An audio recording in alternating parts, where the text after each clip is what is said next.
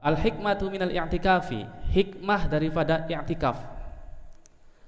Lil i'tikafi hikamun wa fawaidu katsiratun.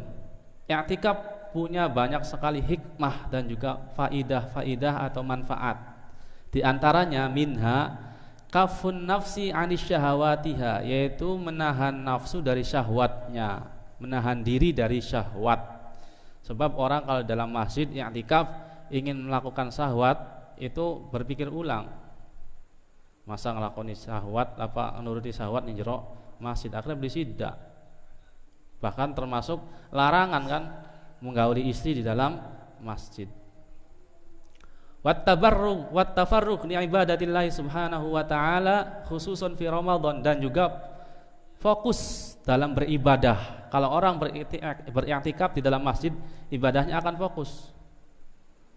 Terlebih di dalam Ramadan, mau baca Al-Quran semangat, mau sholat sunnah semangat kalau di dalam masjid. Kecuali kalau sudah masuk di emperan masjid, banyak teman, nanti ngobrol sampai jam 12 yang nggak ngapa-ngapain.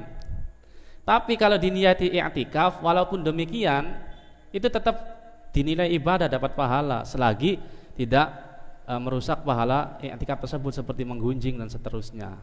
Jadi lamun ning masjid bagian beli sembayang, bagian beli maca Quran, dodok masjid diniati i'tikaf. Nawaitul i'tikafa fi hadzal masjid ma dumtu fihi lillahi ta'ala. Niat ingsun i'tikaf Gusti ning masjid panjenengan kene. Wis dodok meneng wae walaupun turu ya oli pahala. Iku keutamaan i'tikaf. Fa huwa yukammilu ma qad yafutus shaimu min jam'il qalbi. Nah, i'tikaf juga bisa menyempurnakan apa yang ditinggalkan orang yang berpuasa. Dari minjamil qalbi, dari mengumpulkan hatinya. Maksudnya hati yang mau ngawur mendimi ora, bahkan yang jero masjid dia tenang. Wa hudu'in nafsi, dan juga ketenangan jiwa. Wa ta'ali biha 'anil atham, dan juga menjauhi dari dosa-dosa. Qala Allah Ta'ala, Allah berfirman, "Wa ma ubarri'u nafsi, innan nafsa la'ammaratun bis-su'i illa ma rahima rabbi." Yen daweh Nabi Yusuf dari Al-Quran ketika menceritakan ucapan Nabi Yusuf ini, ketika beliau waktu itu kisahnya dengan Siti Zulaikha, kemudian beliau ada statement seperti ini, wa ma ubarri'u nafsi, saya tidak membebaskan atau apa istilahnya, tidak tidak membebaskan terhadap jiwa saya, nafsu saya. Karena apa? Inna nafsa la'ammaratun bisu, karena sesungguhnya nafsu itu yang paling memerintahkan terhadap keburukan, itu nafsu. Makanya ini derajat nafsu yang pertama, namanya nafsu ammaroh. Ammaroh itu artinya yang banyak memerintahkan. Al-ammaroh bisu, yang banyak memerintahkan terhadap keburukan. Itu nafsu yang tingkat yang pertama, yang belum pernah dididik sama sekali. Itu nafsu ammaroh. Makanya dalam bahasa Indonesia ada istilah amarah.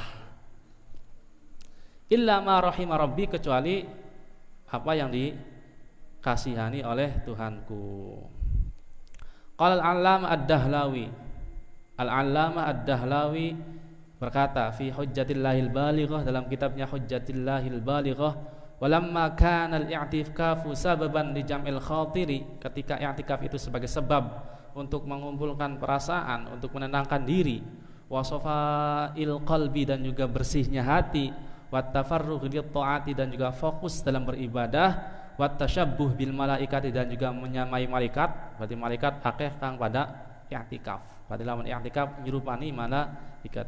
Wa ta'arrud li wujdani lailatul qadri, dan juga bersiap-siap menanti mendapatkan Lailatul Qadar.